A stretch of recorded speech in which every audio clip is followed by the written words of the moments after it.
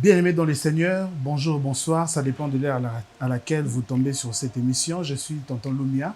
Bienvenue sur notre émission Rétablissons la vérité. Dans cette émission, nous parlons de la Bible, nous analysons sur les faits bibliques, les interprétations, l'exégèse et l'herméneutique. Aujourd'hui, je vais recevoir pour vous un homme de Dieu que je respecte beaucoup. Vous allez le découvrir juste après. Nous allons discuter avec lui, nous allons parler de l'Église, de la Bible, de Jésus et de certaines interprétations que nous rencontrons dans la société avec les découvertes archéologiques et autres. Nous allons en discuter avec lui. Restez avec nous juste après ces génériques. CLB officiel, là où la réflexion prend vie. Pas ce secret, historien n'est interdit. Abonne-toi, prends place, ouvre grand ta pensée. Ici la lumière, y'en attend que toi pour briller. CLB officiel, là où la réflexion prend vie. De retour sur ces plateaux, je vais saluer mon invité. Bonjour apôtre. Bonjour papa, vous allez bien par la grâce de Dieu. Je vais bien, merci. Et vous aussi. Dieu nous soutient par sa miséricorde, tous. Merci en tout cas de nous recevoir dans votre bureau. Nous sommes là chez vous. Je signale que nous sommes à l'église Ebenezer, qui se trouve à l'adresse sur l'avenue Wamba, numéro 3, non loin de l'arrêt, l'église ABGC. Je connais déjà l'adresse. Ah oui. Alors, vous pouvez vous présenter de façon que les gens qui vous suivent savent au moins qui vous êtes. Vous êtes pasteur, on vous appelle apôtre. Est-ce que vous avez été consacré apôtre? Parlez-nous un peu de vous en quelques mots. Merci beaucoup, je bénis les Seigneurs pour cette opportunité en ces jours. C'est vraiment un grand plaisir aussi de vous recevoir, comme vous l'avez dit tantôt, dans notre bureau. C'est un grand honneur. Nous bénissons le Seigneur pour votre présence. Je suis l'apôtre Caleb Ditanda, comme vous l'avez dit. Est-ce que j'ai été vraiment ordonné apôtre? Oui, bien sûr. Ça fait quelques années que j'ai été ordonné apôtre. Je suis pasteur responsable de l'église Ebenezer, qui est située sur l'adresse que vient de dire notre bien-aimé. Nous sommes ici depuis 2010. L'église a totalisé presque 15 ans sur la même adresse, toujours ici à Wamba. Et nous évoluons par la grâce du Seigneur. Je suis recteur de l'école biblique, s'il faudra le dire. Je suis écrivain de livres. J'ai déjà écrit par la grâce de Dieu 5 livres. Et aussi, par la grâce de Dieu, une école biblique, Béret, en sigle. Nous évoluons par la grâce du Seigneur. Ah, d'accord, merci. Et moi, je suis le frère Christian Lumande. Vous me connaissez déjà, vous qui êtes habitué à suivre nos émissions.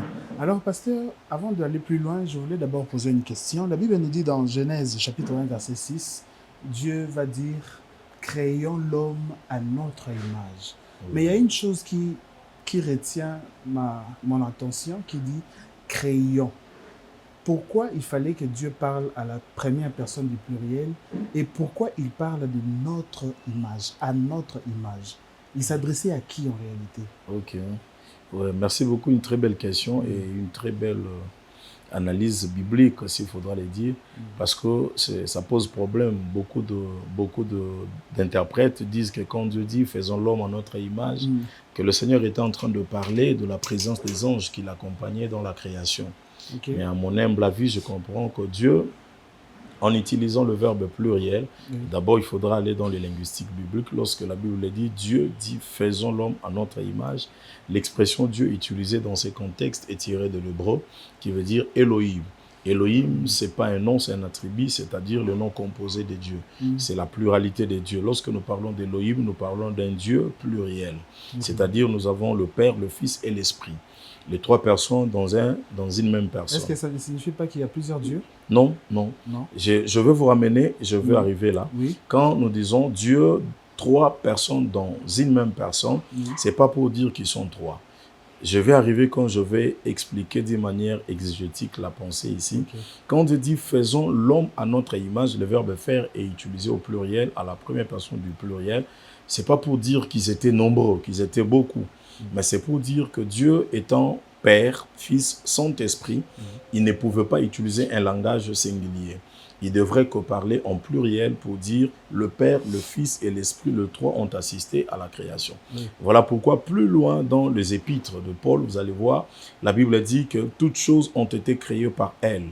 par la parole, mais aussi dit que Christ est le créateur parce qu'il a assisté à la création. Alors, quand Dieu dit « faisons l'homme à notre image », c'est que je disais, Dieu parlait du 3 personnes qui étaient présentes lors de la création. C'est la raison pour laquelle Dieu, qui crée l'homme en 3, et l'homme doit sortir aussi tripartite. Okay. Alors, c'est ce qui fait que quand Dieu dit « faisons l'homme à notre image », l'image dont Dieu parle, c'est le reflet du Créateur. C'est-à-dire l'homme doit refléter l'image du Créateur. Comme nous qui te créons, nous sommes 3 dans 1. Voilà pourquoi l'homme qui va être créé doit avoir 3 parties. L'homme est tripartite. Il a le corps, l'âme et l'esprit. Donc, c'est le reflet de l'image du Créateur. De même que Dieu est 3 dans 1, c'est de même que l'homme qu'on crée doit être 3 dans 1. C'est ce qui veut dire, lorsque vous avez dit que, est-ce que c'est ce qui veut dire, nous avons 3 personnes, je disais non. Pourquoi? Parce que vous êtes là, devant moi, Papa Christian, vous avez l'âme, vous avez le corps, vous avez l'esprit. Ça ne fait pas 3 personnes. Ça fait une seule personne. Alors, nous ne pouvons pas dissocier Dieu de ces 3 attributs spirituels qu'on dit, l'âme, le corps et l'esprit, et Dieu Père, Dieu Fils et Dieu Saint-Esprit.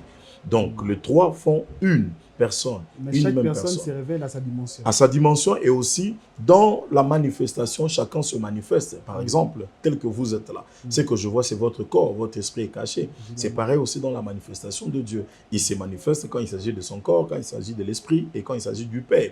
Vous allez voir Christ, quand il vient comme Emmanuel, il dit « mon Père », il parle de son Père. C'est une manifestation du Père qui entre en exercice. Et quand vous voyez la Pentecôte, c'est la descente du Saint-Esprit, c'est le Saint-Esprit qui se manifeste. Et regardez même dans la manifestation, dans la dispensation de dons spirituels. La Bible dit, le Saint-Esprit est le dispensateur de dons. Christ est le dispensateur de ministère. Et en Dieu, c'est lui qui fait manifester les dons et le ministère. C'est Dieu qui opère. Vous voyez, donc chaque entité, chaque personne dans la Trinité a son rôle. Donc la réponse courte à cette question, c'est que Dieu s'adressait à ces autres entités. Ah oui, il s'adressait à lui-même pour dire que l'Esprit, le Père, il ne pouvait pas être égoïste. Pour dire que je le fais ça, il dit nous. Pour dire que le Père et le Fils, le Saint-Esprit, nous avons une part dans ce que nous sommes en train de créer. Alors, nous allons rester toujours dans la création. Dieu s'adresse à Adam et à Ève. Il leur dit, si vous mangez les fruits, vous allez mourir. Ouais. Mais lorsque Adam et Ève mangent les fruits, ils ne meurent pas. Okay. Alors les gens s'interrogent en disant, est-ce que Dieu avait menti ou Adam a réellement perdu quelque chose? Si Adam a perdu quelque chose, quelle est cette chose? D'accord, merci beaucoup. C'est une belle question.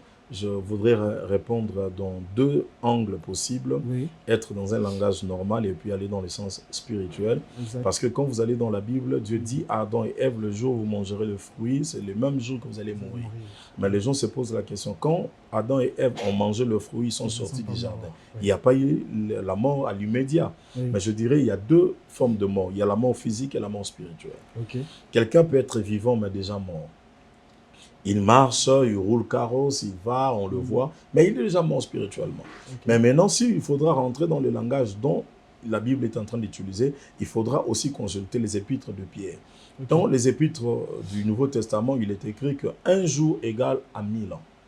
C'est-à-dire, dans la conception de Dieu, un jour égale à 1000 ans. On ne peut pas prendre moins de 1000 ans pour faire un jour. Donc, un jour est équivalent à 1000 ans. Maintenant, quand vous allez dans l'histoire d'Adam, Adam est mort à 930 et quelques. Il est mort. C'est-à-dire, si Adam est mort à 930 et quelques, ce qui veut dire qu'Adam n'a pas achevé un jour. Okay. Parce que si un jour égale à 1000 ans, et lui n'a pas totalisé 1000 ans, c'est qu'il est mort le même jour. Okay. C'est qu'Adam est mort le même jour, il n'a pas atteint le un jour. Donc Dieu n'a pas menti, Dieu est dans sa logique. Le jour où tu mangeras, tu mourras. Parce qu'il n'est pas passé de l'autre jour, il est mort le même jour. Moins de 1000 ans, qui veut dire qu'il est mort le même jour. Alors, même physiquement comme ça, Adam était mort parce qu'il avait perdu quelque chose de très capital. Ce qu'Adam avait perdu, c'était la communion avec Dieu.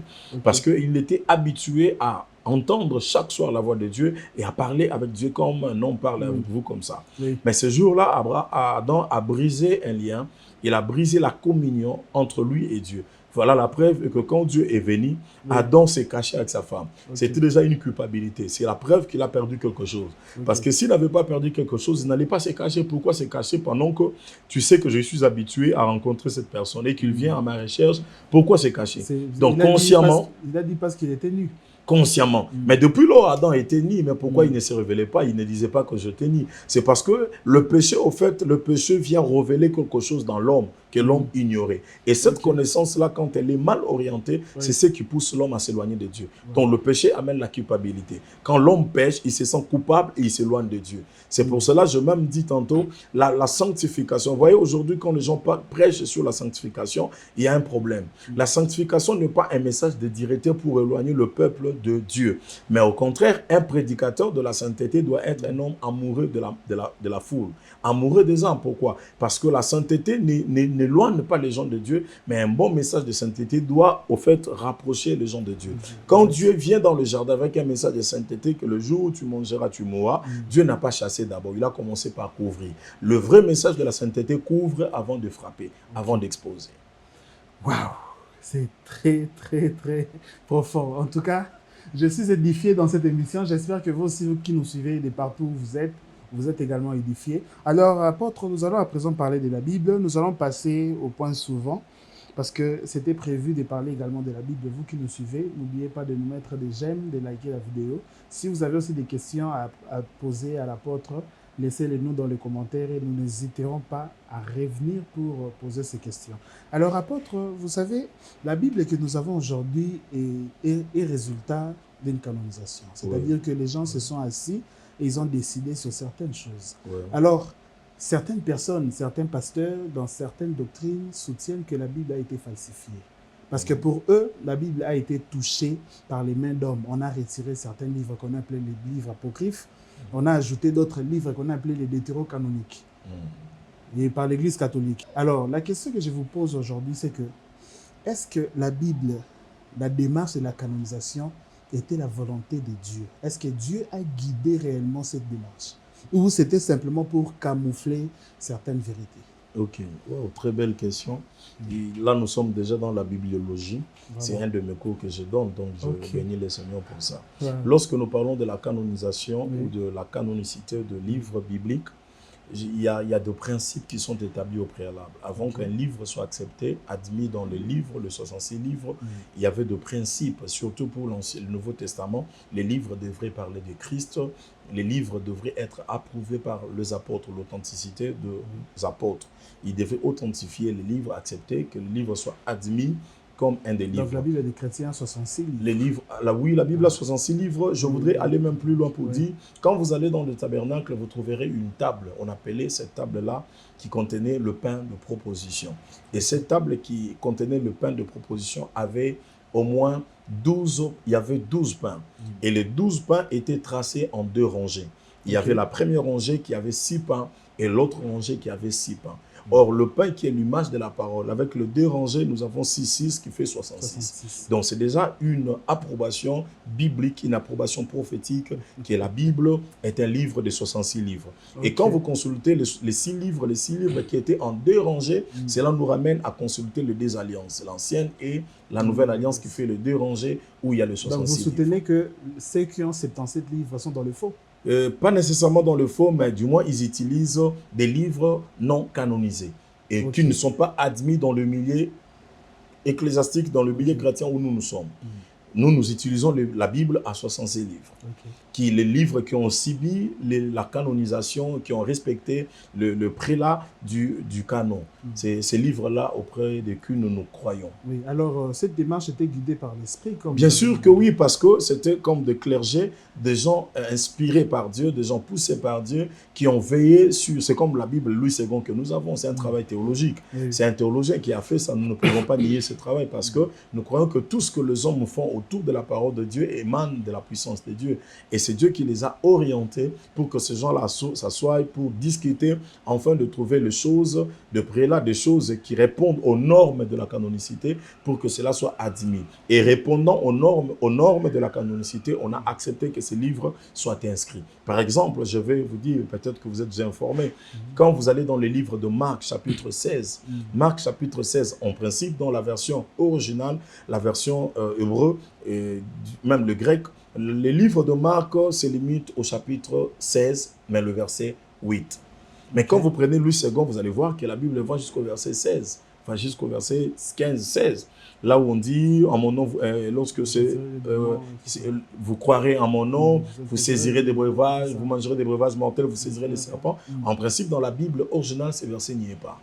C'était, c'est vraiment de l'ajout additionnel. On a ajouté cela par le docteur Marc lui-même. Wow.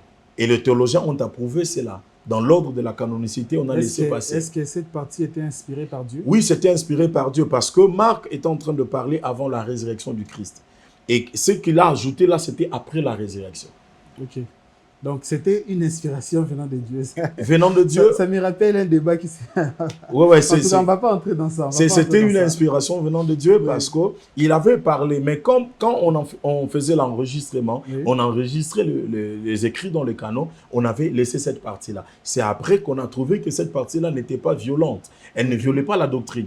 Comme elle était une partie qui n'affectait pas la doctrine, qui ne violait pas la sainte doctrine, alors qui ne contredisait pas d'autres textes des apôtres. C'est alors qu'on va admettre cela comme des écritures additionnelles. On a ajouté cela, ça n'a rien affecté. Au contraire, ça renforce la foi chrétienne. Parce que là, vous avez des versets comme qui dit, au nom de Jésus, vous mangerez des breuvages mortels, vous ne mourrez pas. C'est ce que nous vivons aujourd'hui. Nous mangeons des breuvages mortels, nous sommes attaqués par des empoisonnements, mais nous ne mourrons pas. Raison pour laquelle on a accepté l'addition de ce texte-là dans les livres de Marc. Que répondre à ceux qui ont détérocanonisé la Bible après? Ils ont ajouté certains livres qui étaient retirés autrefois. Que répondre à ces gens-là? C'est toujours comme ça parce que le péché, c'est quoi? En fait, le péché, c'est aller au-delà. Quand les gens veulent faire au-delà de ce qui est prescrit, de ce qui est écrit, on tombe dans l'erreur, on tombe dans le péché. On ne peut pas corriger ce que le Père, les bonnes anciennes. Quand on veut ajouter sur ce qui est dit, si ce qui est écrit, on risque de violer la sainte doctrine. Je pense que ceux qui ont ajouté les livres d'hétérocanoniques en ajoutant dans la Bible pour que cela soit utilisé dans le milieu chrétien, ça fait... Parce qu'il y a beaucoup de choses qui sont dites dans les livres d'hétéro là, c'est compliqué. On va continuer, mais avant de passer, j'aimerais poser aussi une question. Concernant les livres apocryphes, les livres qu'on a retirés de la Bible, est-ce que les messages qui étaient dedans contredisaient la Bible? C'est pour ça qu'ils ont retiré, ou il y avait des contradictions, il y avait des choses que l'Église voulait cacher au peuple, aux croyants? Pas nécessairement cacher, mais je pense, à mon avis, qu'il y avait des choses qui n'allaient pas aux principes établis. Parce qu'il y avait de prélats, il y avait de principes établis pour qu'un livre soit admis. Et quand on trouve que ça ne répond pas à la doctrine et que ça ne correspond pas aux prélats que nous avons mis, on trouvait mieux de l'écarter. Par exemple, il y avait parmi les conditions du Nouveau Testament pour qu'un livre soit admis dans le canon du Nouveau Testament, les livres devaient parler de Christ et les livres devaient être authentifiés par les apôtres. Ok. Et quand on trouve qu'un livre, il n'y a pas vraiment... Voilà pourquoi même Christ, quand il vient, il a fait des emprunts, des emprunts bibliques. Il va utiliser les livres de Deutéronome quand il dit à Satan, l'homme ne vivra pas de pain. C'est pas un livre, c'est pas le Nouveau Testament, ça c'est l'Ancien Testament. Il est dans la Torah, il fait un emprunt dans la Torah, il parle. C'est pour dire qu'un livre devrait certifier, même dans l'Ancien Testament, les livres devraient annoncer d'une manière cachée, figurée, le message de Christ.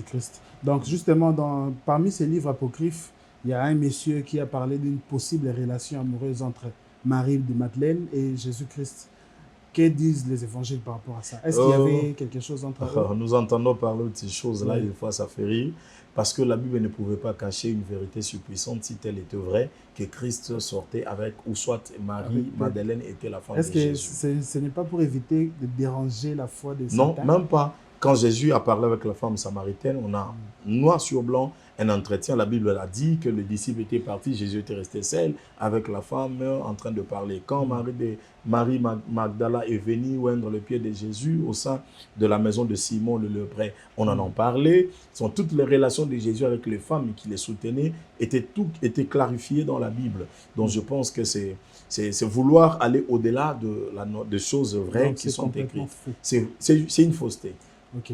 Lorsque vous répondiez à la question concernant les Bibles, la canonisation, vous avez dit que l'Esprit était derrière, les a guidés pour canoniser la Bible. Alors, cela m'amène dans un verset, dans Matthieu chapitre 4, où nous voyons Jésus jeûner pendant 40 jours et 40 nuits dans le désert. Mais la première entité spirituelle que Jésus va rencontrer, c'est le diable, qui vient lui proposer, je vais paraphraser rapidement, il lui propose de les servir en échange de la gloire et de la richesse. Alors, la question est celle de savoir comment distinguer la voix de Dieu dans une inspiration, ou soit dans un rêve, dans une prophétie. Parce que actuellement, nous sommes des jeunes, nous prions, nous cherchons la face de Dieu, Dieu peut nous parler, on peut entendre une voix audible, peut-être une parole de connaissance, une prophétie. Maintenant, comment distinguer que cette prophétie vient réellement de Dieu? Parce que même Jésus a rencontré le diable. Ouais. On peut aussi faire face au diable et se tromper. Une vérité est que Oui. tout tourne autour de la parole. Okay. Je pense que la parole, la lecture quotidienne, la lecture soutenue de la parole de Dieu renforce votre capacité spirituelle. Quand vous êtes accro à la parole de Dieu, vous lisez la parole de Dieu, le diable, c'est vrai, il viendra, mais la parole de Dieu est comme un soubassement, comme une colonne qui vous soutient. Okay. Quand Christ va dans le désert, l'Esprit l'amène dans le désert pour être tenté. Nous sentons déjà là, il y a une mission et un objectif. Et quand déjà la Bible dit pour être tenté, donc on comprend la raison pour laquelle Christ a été amené dans le désert, c'était pour être tenté. Okay. Maintenant, quand il va pour être tenté, c'est qu'il y a un objectif. Comme le diable avait vaincu le premier homme, Dieu devrait encore faire subir au diable un autre exercice, toujours avec un homme, mais cette fois-là, c'est un homme qui va le vaincre. Parce que si seulement le diable restait avec cette optique-là de vaincre l'homme du jardin et restait avec cette victoire-là, pour lui, il se dirait qu'il a vaincu. Alors, il devrait encore une fois revenir et aller encore vers un homme, mais cette fois-là, ce n'est pas un homme ordinaire. Et l'homme ordinaire, Adam a perdu, mais l'homme mystérieux qui est Christ, quand le diable arrive, Christ lui parle en se basant sur la parole. Okay. Et la défaite du diable n'était pas liée d'abord parce que Christ était Dieu, mais la défaite du diable était liée par la haute connaissance des Écritures que Christ avait. Parce qu'aujourd'hui, les Écritures incarnent un pouvoir, une puissance. Lorsque vous en avez en vous, vous êtes sécurisé. Okay. Beaucoup de gens périssent parce qu'ils n'ont pas la lumière de la parole. Le discernement se développe aussi par la capacité, par l'esprit ouvert que vous avez des Écritures. Quand vous lisez la Bible, vous découvrez la vérité biblique, même sur le diable, mais sur la manifestation de Dieu. Et quand il viendra en forme humaine, pour vous tenter, vous allez l'identifier, vous allez facilement le savoir. Exactement. Facilement, vous allez savoir que ça, ce n'est pas la pensée de Dieu. Parce que déjà, il n'y a rien, tout est écrit dans la Bible. Par exemple, quand la Bible, le diable dit à Christ, il dit, si tu es le Fils de Dieu, jette-toi de haut en bas, car il est écrit. Le diable connaît la Bible. Il dit, car il est écrit, il ordonnera à ses anges de te protéger pour que ton pied n'heurte pas contre une pierre. Or, déjà, il y a un problème avec ces versets. Le diable dit à Christ, si tu es le Fils de Dieu, jette. Toi en bas, pour qu'il ordonne à ses anges de te protéger. Or, dans ce passage, il n'est pas dit jette-toi, il est dit quand tu tombes. Ok, c'est différent. C'est différent. Et tomber. Parce que celui qui se jette le fait de son propre gré. Okay. Mais celui qui tombe à l'inconscience. Okay. Maintenant, dans ce passage, nous voyons noir sur blanc, le diable parle de se jeter. C'était déjà une manière de pousser Christ à l'orgueil.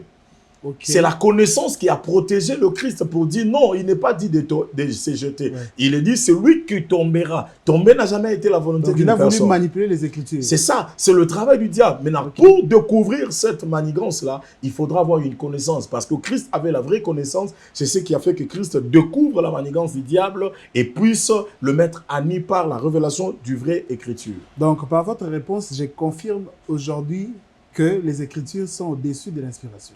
Non. Non? Non. Parce que je peux m'expliquer. Allez-y. Alors, dire que l'écriture est au-dessus de l'inspiration, c'est un peu aller au-delà. Okay. Je pense que l'inspiration a existé avant l'écriture. Oui. L'écriture, c'est le résultat de l'inspiration. Parce qu'avant que quelque chose ne soit écrit, elle a existé dans la pensée divine. Okay. Dieu avait dans sa pensée la parole. C'est alors qu'il a inspiré. L'inspiration émane de disciplines et des outils de l'écriture pour écrire. Dieu a inspiré les hommes et ils ont écrit. Maintenant, l'écriture, quand vous regardez l'écriture, sachez-le bien, que l'écriture est le reflet de ce que Dieu avait. Donc, avant d'avoir l'écriture, il y avait d'abord la pensée. Parce que l'inspiration est comme la pensée divine. Oui. Donc, l'inspiration et l'écriture, c'est que moi je dis, je l'ai même dit dans une vidéo précédente, j'ai dit, laissons les deux marcher ensemble. Ne mettons pas la supériorité sur l'une ou sur l'autre. Laissons les deux marcher ensemble parce que Dieu a inspiré et les Écritures. Maintenant, les gens oublient. Au-delà de l'inspiration de l'Écriture, nous avons l'illumination. Ce que les gens disent autour de Dieu, autour de Jésus aujourd'hui, ce n'est pas l'inspiration, c'est l'illumination. L'illumination, c'est la lumière que nous avons de ce que nous lisons. Aujourd'hui, nous, on n'a pas besoin de C'est l'inspiration. l'éclairage des inspirations. Ouais. Par rapport aux Écritures, on n'a pas besoin d'être inspiré, on a besoin d'être illuminé afin de comprendre les paroles inspirées. Inspiré.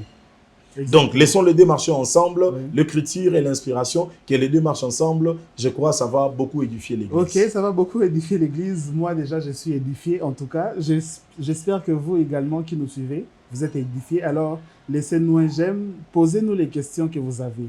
S'il y a des questions que je n'ai pas encore posées à l'apôtre, posez-les-nous dans les commentaires. Alors, nous allons atterrir, apôtre. Nous sommes déjà à la fin de cette émission. Nous allons vous laisser vaguer à vos occupations. Vous avez culte bientôt là. Alors, nous voulions parler de l'Église primitive. Lorsqu'on observe l'Église des Actes des Apôtres, l'Église primitive avec l'Église moderne, est-ce que nous avons évolué ou nous avons régressé? Y a-t-il des aspects, des critères, des choses que nous avons perdues ou il y a des choses que nous avons gagnées entre l'Église primitive et l'Église moderne? Oui, je dirais quelque part, oui, parce que l'Église a perdu quelques valeurs. Ok. La Bible dit dans l'Église primitive, il y avait 4 colonnes qui faisaient la force de cette Église-là. Il y avait l'amour, la communion fraternelle, la fraction de pain, il y avait les enseignements, Ok. il y avait le prière. Les gens étaient assidus dans le moment de prière, l'intercession. Mais aujourd'hui, l'Église a perdu certaines valeurs. Il n'y a plus le vrai amour. Mais aussi, je dirais d'une manière un peu plus large, l'Église a connu un épanouissement parce que certaines réalités de l'Église primitive et nos réalités aujourd'hui ne sont pas vraiment identiques. Aujourd'hui, l'Église rencontre beaucoup de réalités que l'Église primitive à l'époque n'a pas vraiment rencontrées. Mais aussi en termes de puissance, en termes de manifestation, je dirais, l'Église primitive a beaucoup manifesté la puissance de Dieu. L'Église primitive a beaucoup manifesté. Dis-moi ce que j'ai compris aujourd'hui. L'Église moderne, aujourd'hui, nous enseignons Dieu, mais l'Église primitive a démontré Dieu. Ok. L'Église primitive a démontré Dieu. Ouais. Mais nous, aujourd'hui, on Nous enseigne enseignons Dieu. Dieu. Donc, c'est-à-dire que nous restons beaucoup plus sur les Écritures. Pas seulement au lieu sur d'aller les sur la Écritures, démonstration. mais nous sommes plus sur les dieux pour présenter l'extérieur que présenter le fond de Dieu. Parce que Dieu, au-delà d'une forme, il a aussi un fond. C'est une bonne chose ou c'est une mauvaise chose? Je pense que ça tarde une bonne marche de l'Église. Nous avons vraiment quelque part régressé. L'Église a un peu régressé. Nous avons perdu certaines valeurs spirituelles. Nous avons perdu, vous voyez aujourd'hui, autant des apôtres, bien qu'il y avait certains débats, mais aujourd'hui l'Église est descendue plus bas avec des débats qui ne contribuent en rien par rapport à l'épanouissement et à l'édification de l'Église. Nous allons revenir sur ça prochainement. Je pense que ce sera le sujet de notre prochaine émission pour échanger sur l'Église moderne. Quels sont vos conseils en tant qu'apôtre que vous allez apporter à l'Église moderne afin d'évoluer? Alors, nous sommes déjà à la fin de cette émission. Je vais fermer mon téléphone. Je n'ai plus d'autres questions à poser. Je vais vous demander juste de regarder la caméra, de parler à quelqu'un qui vous suit. Donnez-lui un témoignage de votre conversion personnelle en quelques mots. Et peut-être que cette personne également a besoin de recevoir Jésus. Profitez-en pour lui parler de Jésus. Merci beaucoup. Parler en quelques minutes de ma conversion, de mon appel, ça sera très compliqué. Je vais être bref. J'ai reçu le Seigneur Jésus-Christ depuis l'âge de 13 ans. J'ai commencé à travailler comme serviteur, président de l'Écodim. Je me suis donné à Christ. Je passais toute ma vie à dormir à l'église, dans notre grande assemblée et centre missionnaire, la foi chez mon père spirituel. Toute ma vie, je l'ai passé dans le Seigneur. J'ai servi le Seigneur, je lui ai donné ma jeunesse. Et jusqu'à aujourd'hui, Dieu, par sa grâce et sa miséricorde, nous maintient dans son œuvre. Je traversais des moments difficiles, mais cela n'était pas pour moi une occasion d'abandonner. Je traversais des moments compliqués dans mon ministère. Cela n'avait pas été facile pour moi d'arriver là où nous sommes arrivés aujourd'hui. Si aujourd'hui nous pouvons nous tenir, parler de Christ aujourd'hui, c'est parce que nous avons lutté, nous avons mené une bataille. Je vous demanderai de ne pas lâcher, peu importe les réalités. Aujourd'hui, l'Église a 15 ans. Mon ministère a plus de 15 ans parce que nous avons été consacrés avant que nous soyons ici. J'ai été ordonné dans le ministère par mon père spirituel que je salue. Alors, Dieu, quand il t'appelle, il prend soin de toi. Il est la provision de ton appel, la provision de ton ministère. Dépendez de lui, croyez totalement. Aujourd'hui, par la grâce de Dieu, d'ailleurs, je profite de la dite occasion pour parler de mes livres. J'ai écrit des livres qui sont là. J'ai écrit des livres, je postais des livres. Et là, le 15 mars du mois prochain, je vais publier mon 5e livre sur le 4 langages de la Bible et le figure de style biblique. C'est un livre intelligent. Je l'ai nommé comme ça, un livre intelligent. La grammaire, la conjugaison, l'orthographe y est inclus dans ces livres-là. Un intellectuel, quand vous allez lire ces livres, au-delà de l'esprit, votre intelligence sera vraiment éblouie et vous serez bénis. Je rends grâce à Dieu pour tout ce qu'il fait avec nous. Voilà en fait en bref ce que je pouvais dire de moi. Par la grâce de Dieu, nous avons une école biblique où nous sommes recteurs. Chaque année, nous faisons la collation comme le 15 mars dans la salle de fête Edison vers Brickin en diagonale de l'école Sévigné. Nous avons une grande collation là-bas. Voilà tout ce que je pouvais dire de moi en quelques minutes. Merci beaucoup, apôtre. Si vous avez besoin de parler à l'apôtre, peut-être acheter les livres ou vous rendre, venir suivre la formation. Venir suivre la formation de la théologie. En tout cas, si vous allez les permettre, nous allons afficher votre numéro. Voici les exemplaires du livre.